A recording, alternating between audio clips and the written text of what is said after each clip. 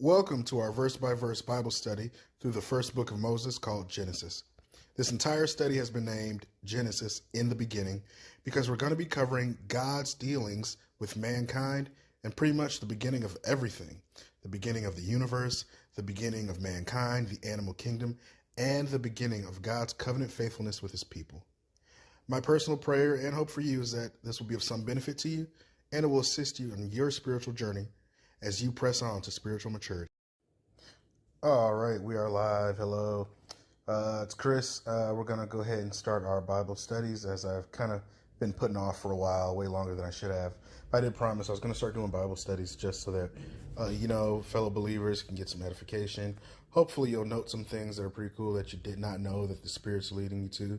And then also, really what I got in mind is I got a lot of friends, family, even on Facebook. I see a lot of my classmates or the people that come up like, man, I really want to get closer with God. I want to read the Bible, but I don't really know where to start, or I'm reading it, but I don't really understand this. I don't get what it's saying, et cetera, et cetera. So I figured, this would be a good opportunity. I'll collect the videos and I'll put them back on my YouTube page. I'll post them on Facebook. That way, anybody can read along and they'll learn something and they can kind of see what God is revealing concerning himself and his plan for us with the Bible. So I figure we're a better place to start than the book of Genesis, right? It's the beginning. So I would like to, hopefully we can get through the entire Torah, but let's start with Genesis first. Let's see where the Spirit takes us. So just some things to cover first off, in case you're not aware. The Bible is divided into two testaments. You have the Old Testament and the New Testament. The Jewish nation as a whole, not every individual obviously, but as a whole, they rejected Jesus as their Messiah, as prophesied in the scriptures by the prophets. And so they only have an Old Testament. They don't accept the New Testament. Now in the future, they will accept the New Testament. That's also been prophesied. They will believe on Jesus as their Messiah. But as of now, they're cursed with blindness. And we'll get into that when we get into the New Testament and some other discussions concerning it with the prophets. But that's just a basic overview. You got the Old Testament and you have the New Testament. So coming here with the book of Genesis, just some things to note, a brief introduction. I would like to just get through the creation in this session, right? I don't want these to run too long, preferably not longer than 45 minutes to an hour. And then we'll just kind of do some background. So the book of Genesis, first and foremost, the book of Genesis is the book of beginnings, which is why it's the first book in the Bible. The Hebrew title is actually Bereshit. It means in the beginning. And it's the first book, as I said. It's also the first book of the first 5 books. So the first 5 books of the Bible were written by Moses. Moses is one of the greatest of all the prophets. Moses had direct revelation from God that no one else had. I mean, like really, really detailed revelation in a way that God did not even reveal himself to subsequent prophets. So those first 5 books of Moses are called the Torah. That's just Hebrew for law, because Exodus and Leviticus and a lot of the other scriptures there contain the law. That would have been the theocratic law that God had ordained for his covenant people, Israel. Most scholars would agree it would have been written around 1400 BC, which would put us at 3,400 years ago, around there. Most likely Moses would have collected these writings and written them on his way out of Egypt. When he's bringing the nation of Israel out, God's commissioned his prophet to write down the history of their people and his dealings with their people so that they can have a very deep relationship with the God that just saved them. So just some things to take note to as well. The way we're going to be approaching this, right? I'm a dispensationalist. I hold to a historical narrative, a literal hermeneutic, right? So that means hermeneutic is just a big fancy word for how you interpret the Bible. So there are really a series of ways you can come across it.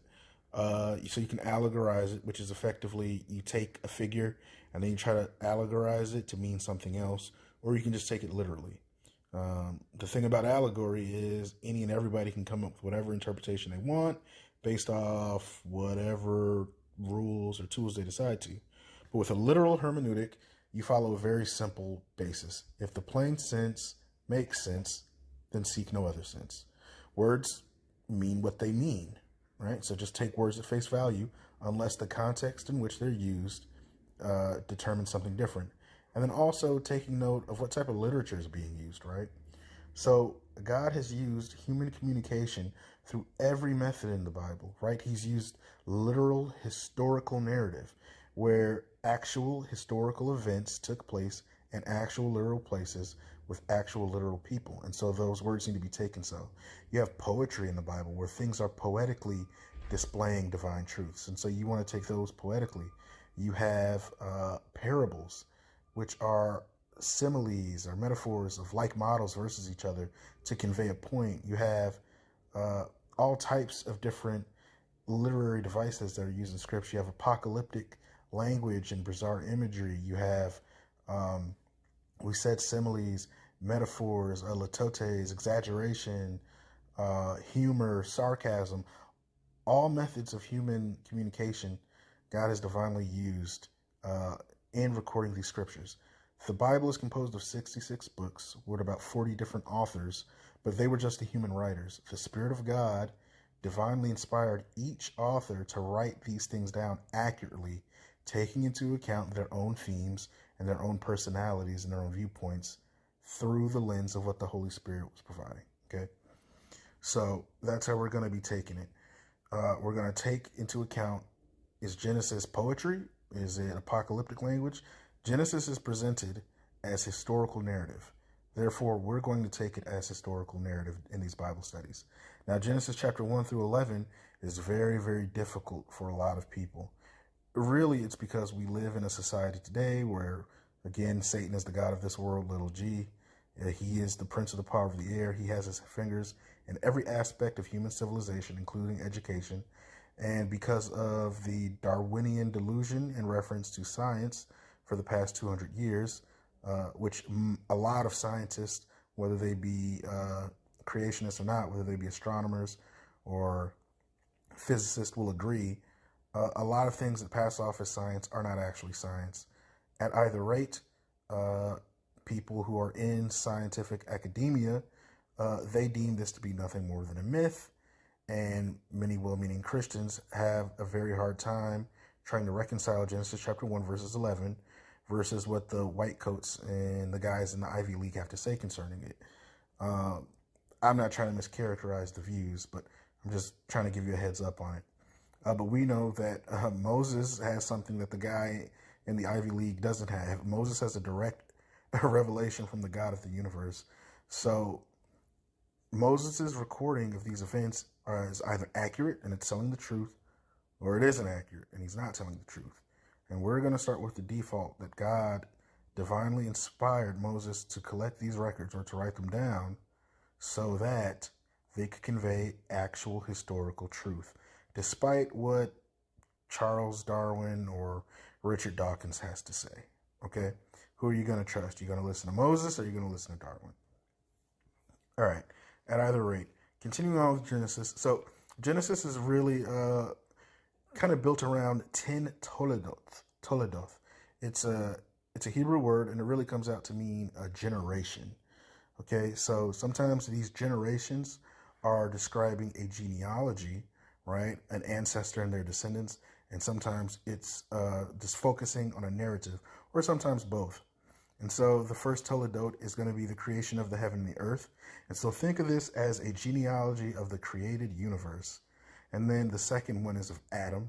So you have the original human being and then all subsequent members of the human race through Seth and Cain. You have Noah's genealogy. The fourth is the table of nations through Noah's sons. Then the fifth toledot is going to be focusing on Shem. And he's special because he's, again, going to be the one who the seed is passing through. We'll all get there when we get there. Just giving a brief overview. 6 will be Terah, and then there's a short genealogy followed by the Abrahamic narrative. The 7th toledot is of Ishmael. The 8th is of Isaac. The 9th of Esau, and then the 10th of Jacob. Okay, so with enough of the overview and just trying to get a grace on it, let's go ahead and just hop into it and see what we can get out of this. So I'll be using the Modern English Version translation, but I'm also going to bounce a lot back and forth between the Interlinear Bible because it'll show you some of the words I want to talk about in the original language for your Greek and Hebrew. So the Bible is also written in a series of languages as well. Most of them really would be Hebrew, Greek, and Aramaic. So, Genesis chapter 1, verse 1, from where we get the title of this book. In the beginning, God created the heavens and the earth.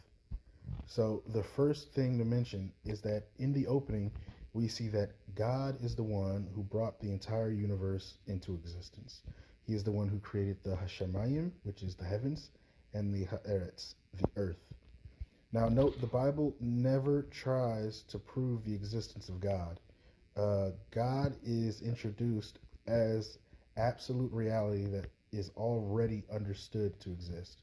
He's already understood to be the being by which all things were brought into existence. That's really based off two grand pillars of witness. Number one, we have an external witness. That's a witness outside of ourselves. And the fact that God designed the universe around us with intricate, masterful design and order that clearly testifies to a creator that brought it into existence. Number two would be the internal witness, and that God created human beings with the ability to perceive that around them, and also in their own hearts that the God that created the universe and that created them is a good God. We just call it conscience. So nature and conscience are two default witnesses to the existence of God that automatically just get rid of any type of way to just try and get away from that. Okay. Now the Psalms say that it's the fool who has said in their heart that there is no God. So for the atheist, as far as the scripture is concerned, I also hit on in the Psalms and in the book of Romans when the Apostle Paul is talking on it.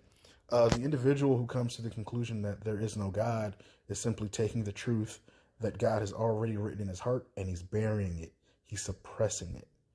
And as a result, he's been deemed a fool because he's denying the witness of the universe around him, and he's denying the witness of his own internal conscience. Okay.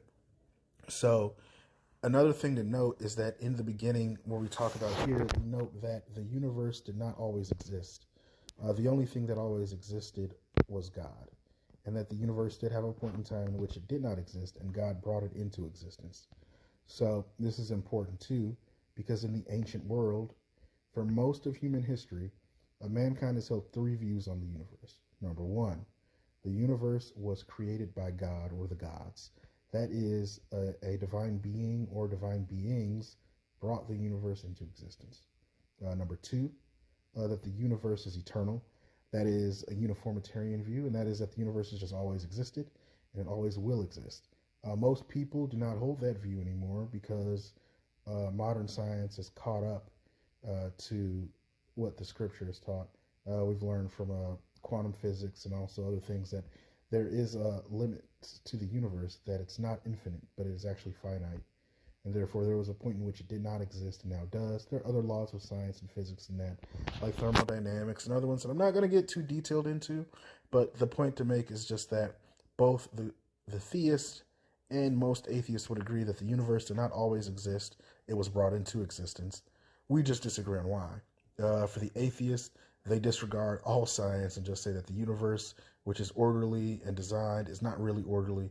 It's not really designed. It just looks that way and was brought about via chance and a series of mutations and processes over billions of years. The theist clearly recognizes, no, the reason that we see design and order in the universe is because there is design and order in the universe, and that's because God created it as such. And then there's that third view, and that third view was that the universe was brought into existence, but it wasn't brought into existence by a creative hand. And so these would be the two prevailing views that exist today. The universe exists because God created it, or the universe exists because it was brought into existence just through a series of accidents and mutations over a period of time. But again, that's denying the witness of order and design around us, and it's also denying the witness within our own consciences. It's the suppression of the truth. So, in that first verse, in the beginning, God, the Hebrew word right there for God is Elohim. So I'm going to pull it up here quick so you guys can see it. So you're going to learn here some quick Hebrew. So, right here, Elohim, God or gods. So whenever you see an im on the back of a Hebrew word, it's plural. Okay, so it's like the way in English we add a y on the end, or if it already has a y, sorry, you add an s on the end. Unless there's a y there, then you drop the y and then you add ies. So money, monies, or food, foods, it's the same thing. So the word here is, as you can see, used of God. Now, this is pretty interesting to note, though, that the only God that's being mentioned here is a singular God. It's a one God. That's why it's a singular there. Yet the Hebrew word that's being used is a plural word. So in the beginning, God created the heavens and the earth. So even here, there's a hint of a plurality within the oneness of God, that there is only one God, and yet this God has in some sense, a plurality. Within Jewish theology, thousands of years ago, the rabbis and the sages were having a tough time trying to understand how is it that the one true God is referred to as an Elohim, a plural verb, or a plural noun rather. So that's one of the cool things about the Trinity, or the triunity of God, one eternal being who exists as three co-eternal and yet distinct persons. So that verse 1, in the beginning, God created the heavens and the earth. So this is actually a preliminary creation of the universe, and I'll try to explain why. So what Moses is really conveying here is that God brought the universe into existence in its original state. But then the next verse says, the earth was formless and void, and darkness was over the surface of the deep, and the Spirit of God was moving over the surface of the water. So if you look here, sorry, I went ahead. I'm going to go back. God created in the beginning the earth and the heavens as you see. And then here it says, where you see and void and formless, the verbs there are tohu and bohu. So there's a Hebrew vav there. That vav is a connective, and it's saying that the earth was made formless and void. So it's not that God created the universe formless and void. Rather, God created the universe, and then the next verse, but then the earth became formless and void. And so the conveying here is that something happened in between verse 1 and verse 2. So this is called the gap theory. So I do hold to a gap theory, although I don't think it was billions of years in between. A lot of people who hold to a gap theory try to insert billions of years there on the planet to explain fossil record and all that other stuff. I don't really see any validity to that in scripture. The point here that is conveyed, though, is that God created the heavens and the earth, but then something happened, and the earth was made formless and void, and that there was darkness over the waters, the surface of the deep. And so what most people hold to the gap view is that Satan was the original angelic being that was given authority over the earth, but when he sinned, God brought judgment on him and the planet via a flood. And now verse 2 is talking about God's recreation of the universe following that judgment. And that definitely could be implied here, but I don't think we could read too much into it. It might just be one of those things that we have to find out when we get to heaven or when Jesus returns, whichever comes first. But just take note, that vav there in that Hebrew, it's saying that in the beginning God created the heavens and the earth was made formless and void. So clearly God brought judgment on the original earth that he created. And now verse 2, we see the activity of God about to bring our universe as we know it into existence. So the earth was formless and void, darkness was over the surface of the deep, and the Spirit of God was moving over the surface of the water. So here, once again, in just the two verses, we see God, and then we also see the Spirit of God being mentioned here. So there's clearly a unity, and yet there's a distinctness noted here. Once again, images of the Trinity, even in the very first verse of the Bible. So verse 3, God is about to start his creative activity. God said, let there be light, or literally in the Hebrew, it's just light. God speaks, and there was light. God saw that the light was good, and God separated the light from the darkness. God called the light day, and the darkness he called night. So the evening and the morning were the first day. So, in God's first creative act, this all knowing, all powerful, supreme being simply speaks, and that which he speaks is brought into existence. Now, later on in the New Testament, we are going to see all the time Jesus is referred to as the Word of God. That is, he is the incarnate essence of God himself. That when God speaks, his very essence, the Son, is what's bringing it into existence. That's the note here. And so the Jewish sages took note of this, that in the beginning there was God and there was the Word that was with God, his very own Word, which is himself. Again, more hints of the Trinity that you see right here in the first 3 verses of the Bible. Some things that we note too, so that God has complete power over creation. Going back to verse 1, that created, that word there is bara. And I'm going to click on it here for you guys to see. And bara is a verb. It's a Hebrew verb. And it means, out of a primitive root, it means absolutely to create. So the way they put it in the Latin was ex nihilo, to create out of nothing. And so that's the image here. God did not exist with a series of other substances, and then he used those substances. That's not how God created the universe. Rather, out of nothing, he brought into existence by his power and will. So we see that God is able to bring into existence itself via his word. Okay. And the first thing that he does is creates light. Now, God saw that the light was good. And then we see that God is the one who determines what is good and what is evil. He is absolute reality. So when God, being the ultimate authority, defines something, that is what it is in reality. God saw the light, and God said, what is it? It's good. And then God takes the creative act of separating the light from the darkness. So there's a lot going on here that we're going to have to unpack. God then names that light, and he calls it day.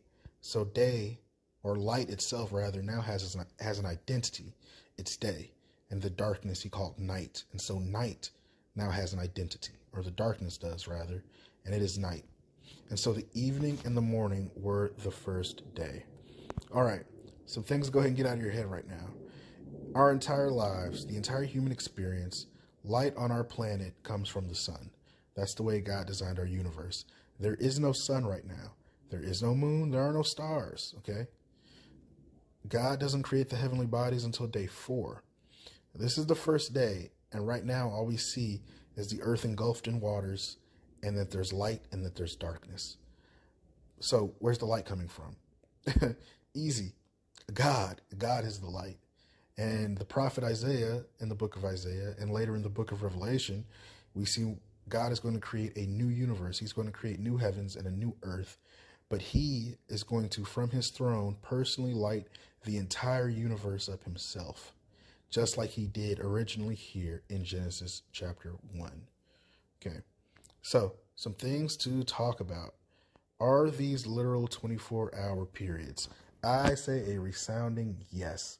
There's no valid reason to conclude that there isn't, because this design order is written by Moses to convey that the very 7-day period that the Israelites live in was actually set into motion by God's own creative activity. Okay? And then you have this evening and this morning. So, we have to talk about this. And we're going to go back, and I want to show you guys because it's pretty cool. Okay. So there was evening and there was morning. So the word evening is the Hebrew word erev. And it comes from an Arabic word, also as an origin of dusk. Night is also another way that it can be taken. And then boker is the word for morning. So I'll click on boker for you guys to see. And that is properly would be dawn, as you can see, at the break of day. So the whole point isn't that evening and morning focus so much on what happens, or doesn't focus so much on the times of the day, rather what happens at that time of the day. So in the evening, right, the sun sets, it gets dark, and things become undistinguishable. And then in the morning, light rises, and then things become distinguishable again. So things go from chaos to order. That's the whole purpose of God's creative activity. God could have just snapped his fingers and brought the universe into existence, but he didn't. He purposely did it through a series of events throughout a series of days, because he's conveying a reality to the angels who were present watching him. Later on, we find out that God created the angels before he created the universe, and they watched him. And then he's also conveying it to us that God is a God of order. Thus, why he's taking light and he's separating it from darkness. This is a complete opposite to the myths and the pagan mythos of creation accounts across the world. So most of ancient men, you have all types of different ways that the universe was brought into existence. The Greeks thought that Mother Earth fell in love looking at the starry eyes of Father Sky, and then they mated and gave birth to the Titans. I can't remember which Egyptian deity was believed to have masturbated, and then when he ejaculated from his semen rose up a series of different gods that brought the world into existence. Or the Norse, that the universe is actually Yggdrasil, a giant world tree where each branch is a different one of the realms. All these other types of myths, usually conveying chaos and disorder of warring gods at war with each other, vying for power and authority. But the biblical account, which is the accurate account of how it actually happened, is the complete opposite. Rather, it is one all-knowing, all-powerful God, completely in authority, bringing about order. He takes that which is chaotic and he brings it to order. When night and day are mixed, or when light and darkness are mixed, that's chaotic, that's order, that's not orderly. But God separates the light from the darkness. So that which was evening has now become morning. That which was indistinguishable has now become distinguishable. That which was chaotic has now become orderly. This is how God creates the universe, and that's the type of God he is. A God of order, a God of design, not a God of chaos and disorder. So we have the first day. That which was indistinguishable became distinguishable. The evening became the morning, and that is the first day. So then God said, his next creative activity, let there be an expanse in the midst of the waters, and let it separate the waters from the waters. So God made the expanse and separated the waters which were under the expanse from the waters which were above the expanse, and it was so. God called the expanse heaven. So the evening and the morning were the second day. So God's next creative activity is toward the waters that were on the surface of the planet. So that word expanse, I'll go to it here for you guys, because if you're reading a King James translation or another one, it's not going to say expanse, it's going to say firmament. So that comes from the Latin translation of the Hebrew word rakia, which came out to firmamentum, and something firm, something hard. And then from firmamentum, it just went to firmament in the English. So there's not an agreement on this. So I'm going to click on it here for you. So rakia here is presented as a noun masculine from the raka, properly an expanse, i.e. the firmament or apparently a visible arch of the sky. So flat earthers, and then also people who think that Moses just thought that the world was flat and that the sky was a dome over the earth, they'll point to firmament, that they thought that what was going on here was, oh yeah, God made a flat surface, he took the waters, and then he made it a dome over the planet, and then when it rains, just little holes get poked in, and that's what the ancient Hebrews believed. That's not really accurate. First and foremost, because rakia is a noun, but if it's coming from that root word raka, which does appear, then expanse would be the proper way. So if you're using rakia as a verb, the image here is that you take something and you stretch it. So think of you taking like a bronze orb, and then you start beating it with a hammer to make it really, really thin, and stretch it and stretch it and stretch it and expand it more and more and more. That's the image that's being conveyed here. God takes the waters and he makes a separation in the waters, and then he expands it above. So he's stretching it. He's making the waters below, and he's expanding it as an expanse above the planet. Now, this is another reason why I think the expanse is the proper translation. We should be looking at it as a verb, because later on, God is going to put the heavenly bodies in the open expanse. And then he also says that birds fly in the open expanse. You don't fly in a dome, or you don't, it's not conveyed that the sun, moon, and stars are on a dome following a prescribed type of pattern. Rather, they're in an open expanse following a prescribed orbit. So that's why I feel like expanse is the proper way. But once again, we see yet again, God is a God of order and design. And so he is taking that which was chaotic and he's bringing order to it. That which was indistinguishable is now becoming distinguishable. He has separated the waters into waters from above and below, and he's expanded it above the earth into an open expanse. And then he names that open expanse above the earth that he used to create out of the waters the heaven. And so then evening and morning were the second day. Pretty cool to note, on day 2, we don't have a divine declaration of goodness. God doesn't say it is good here, but there could be a series of reasons as to why. I don't really have the answer for you, but it's something that we could discuss on another time. So continuing on in verse 9, after we had day 2, so far God has created light, and he separated from darkness, and he has made a separation in the waters above to the waters below. Verse 9, then God said, let the waters under the heavens be gathered together into one place, and let the dry land appear. And it was so. God called the dry land earth, and the gathering together of the waters he called seas.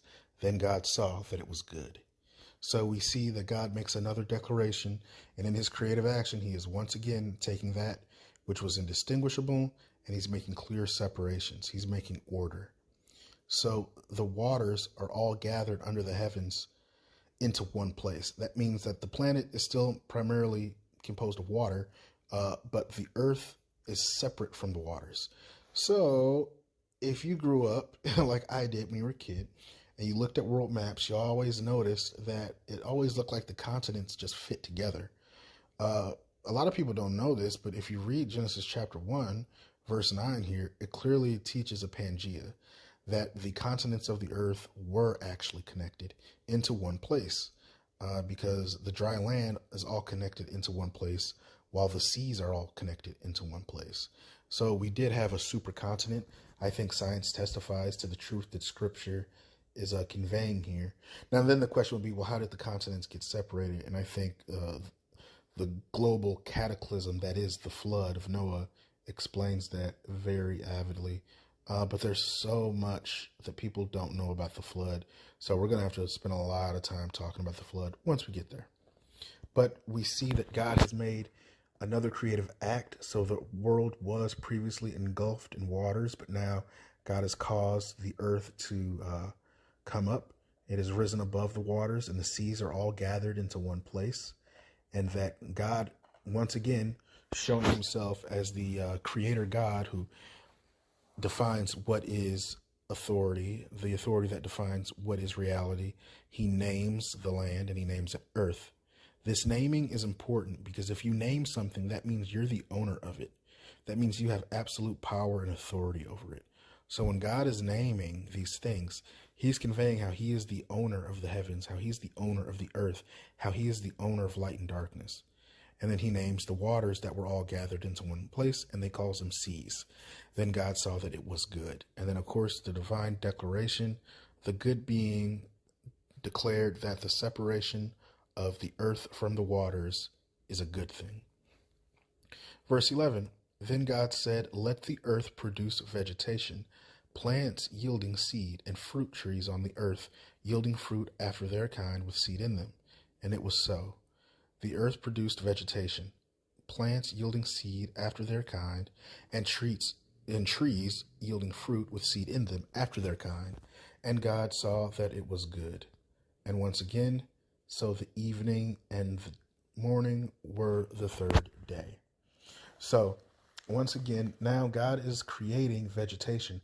The earth that he has dried up, the earth that he has elevated and he has separated from the waters, are now commanded to give vegetation. So vegetation is a broad term which means anything that grows out of the earth, and every type of plant, every type of thing. Now, some important things that you got to get here out of Genesis right here. Once again, God is a God of order. There are specific laws of nature that he has designed as mechanisms within the universe. So a giraffe doesn't get together with a zebra and make some other type of animal. Everything reproduces according to its own kind. And we see this principle right here in Genesis chapter 1. Another thing is, a funny question always comes up is, which one came first, the chicken or the egg? The proper answer is the chicken. Because how does God create things? He creates them in their mature form with the ability to reproduce in them. God created trees and plants of every type with the ability to have seeds and reproduce within them. God didn't create the egg. He created a mature chicken with the ability to reproduce in it. When God created Adam and Eve, he didn't make them as babies. He created them as adults, mature adults with the ability to reproduce in them. And they all reproduce according to their own kind. Now, in modern science, we have ways where we try to define species, families, genus, kind, things like that. The Hebrew kind isn't the same. We don't have really clear lines on what is a kind. Some we can tell pretty obviously, right? Okay, clearly a whale is not the same type of kind that, say, a dog is. However, biblically, a dog and a wolf more than likely is the same kind because they're so genetically similar. Now, me personally, I think the original wolf that God created probably looked significantly similar, but also different from the modern wolves and dogs that we have today. They're the result of genetic splicing and breeding and just branch offs throughout successive generations for thousands of years. But that's just something that I want you to take into account. God, once again, is taking that which was indistinguishable and he's making it distinguishable. That which was disorderly, he is making orderly. That which was chaotic, he's bringing into order. And so now the planet has produced vegetation, all plants yielding their own seed according to their own kind, reproducing according to their own kind, every fruit, vegetable, and any other type of vegetation. Things to note, the world is perfect right now. It's good. So there are no poisonous mushrooms, right? There are no thorns, there are no thistles, there are no things that are destructive to mankind or to the earth that are growing out of the earth yet. That will happen, but that's only after God curses the earth, and that has not occurred yet. And then we see once again, God gives the divine decree that it is a good thing. And so the evening and the morning were the third day. Now, we're on to day 4. And God said, let there be lights in the expanse of the heavens to separate the days from the night.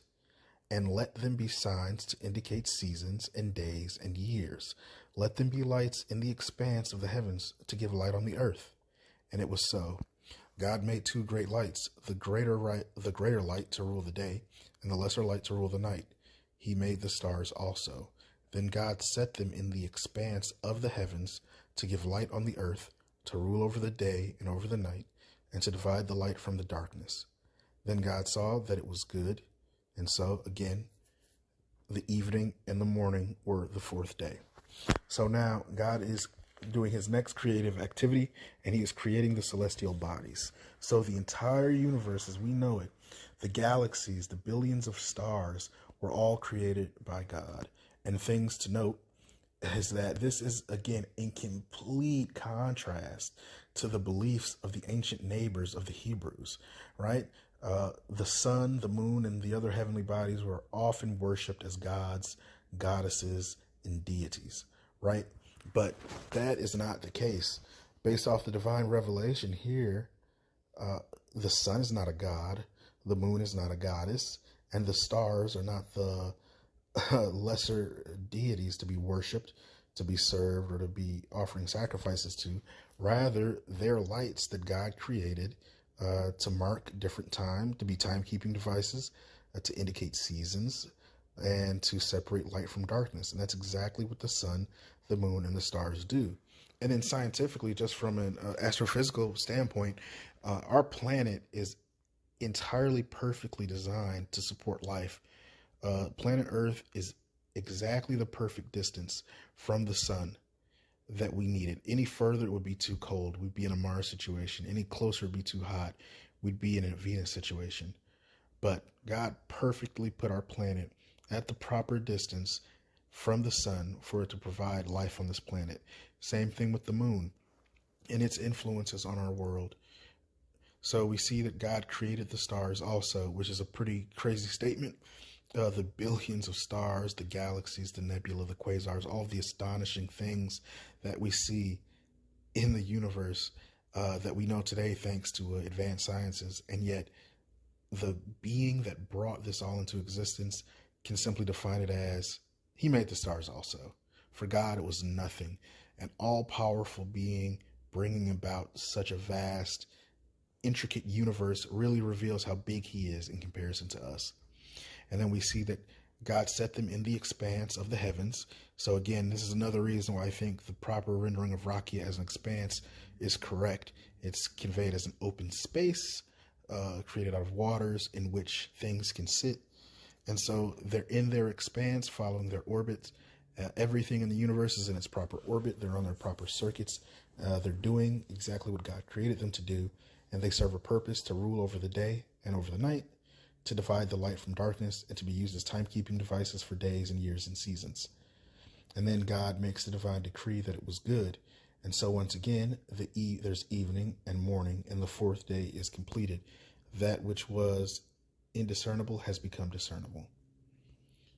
Verse 20, and then God said, let the waters swarm with swarms of living creatures, and let the birds fly above the earth in the open expanse of the heavens.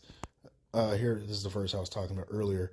Chapter 1, verse 20, again, I think lends toward that Rakia should be conveyed as an expanse, not as a firmament. It's not a dome that birds are walking on. Rather, it's an open expanse in which they're flying in. So God created the great sea creatures and every living thing that moves, with which the waters swarmed according to their kind. So here again, we see every single creature, whether it be whales or dinosaurs or any of the other extinct creatures that we have today, or creatures that are hard to find. If it is a creature that lives in the oceans, if it swarms, God created it according to his wisdom for his own glory, and he created it with the ability to reproduce according to its own kind. And then every winged bird, the word bird there can be a little deceptive there.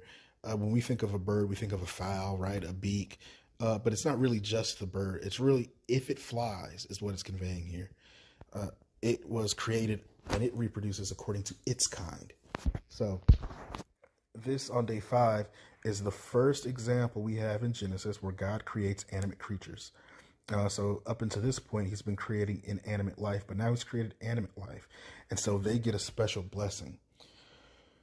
And God saw that it was good, and then God blessed them, saying, be fruitful and multiply, and fill the waters in the seas, and let the birds multiply on the earth. So God gives a command to the animal kingdom, that is the creatures that inhabit the oceans and the creatures that fly. They're to be fruitful, and they're to multiply, reproduce. And we see God has already built the instincts within the animal kingdom to reproduce according to their own kind.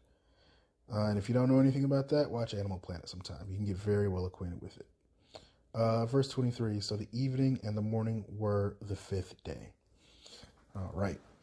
So we'll finish chapter 1 here. We're just shy of 45 minutes, so I think we'll finish before an hour's up.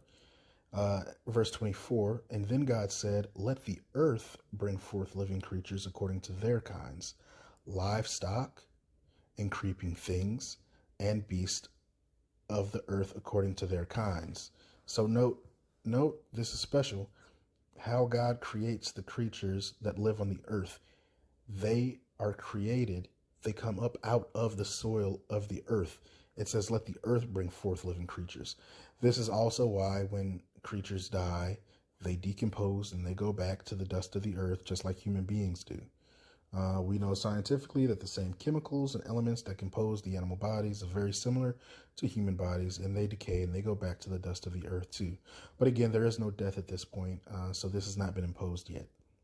We have 4 divisions that we see here. Livestock, So in the Hebrew mind, when God created the animal kingdom, he obviously had humanity in mind. He also had angels in mind too, but I don't want to spoil that. Let's wait until we get there before we start talking about that. So we have the creatures that humanity domesticates. That would be livestock. So that can be really just about anything, whether it be a dog, an oxen, a bull, creatures. And then the second division is creeping things. These are most likely being referring to insects, reptiles, amphibians, creatures that crawl or that creep over the surface of the earth, and then beasts according to their kind. And a beast is considered a wild animal. And this is a creature that, because of the fear that God has put in its heart, refuses to be submissive to mankind. Now, again, there is no fear of mankind in beast yet. That's a part of the curse. But right now, all the creatures that exist on the surface of the earth, God created them, and they're in perfect harmony at this point with mankind, even though mankind doesn't exist yet. And then God commanded them, he created them according to their own kind, and it was so. Verse 25, and then so God made the beasts of the earth according to their kind, and the livestock according to their kind, and everything that creeps on the earth according to its kind. And God saw that it was good. So, unfortunately, man, I wish we had more records where we could kind of get what the Hebrews mean by kind here, what Moses means, because certain animals, they're very, very, very similar, but they're not able to reproduce with each other except under really rare situations, like a liger, right? A lion and a tiger, they're very close genetically. They're both felines, but they're usually not able to reproduce. And when they are able to reproduce and have a liger, the liger is sterile. The liger itself can't reproduce. So clearly, it would appear that the lion and the tiger most likely share a common ancestor that would have been of the same kind, but they don't necessarily meet the requirement of a kind today. So this just goes more to see that God is a God of order and design. The animals get together and they reproduce based off of their own kind. A donkey and a giraffe don't get together and produce anything. In verse 26, then God said, so up until this point, the living creatures have been blessed, and the entire planet, whether it be waters separate from the waters, the establishment of the sky, vegetation that builds all type of vegetation within itself, fruits, vegetables, fauna, the oceans, as we said, the earth, the animal kingdom in the sky, in the oceans, and on the surface of the earth, the distance of the sun, the moon, the stars giving light, separating from light from darkness, marking seasons. The entire planet has been perfectly created, and it's been filled and it's been habitated with everything that it needs. So now that the world is just how it needs to be, on day 6, God is going to sum it up with the crown of his creation.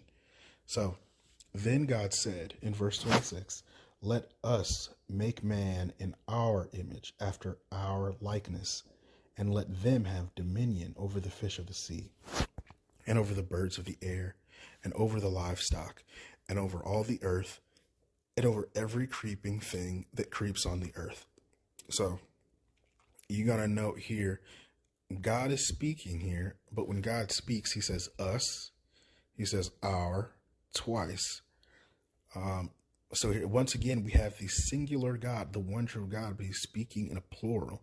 This is a clear reference to the triunity of the divine being, that the one true God exists as a plurality. 3 beings, the Father, the Son, and the Holy Spirit, are having a conversation about now creating a being that is entirely different from the rest of the creation.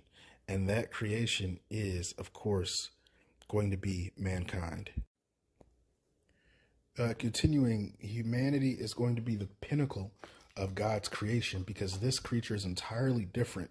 He says that God is going to create mankind in his image.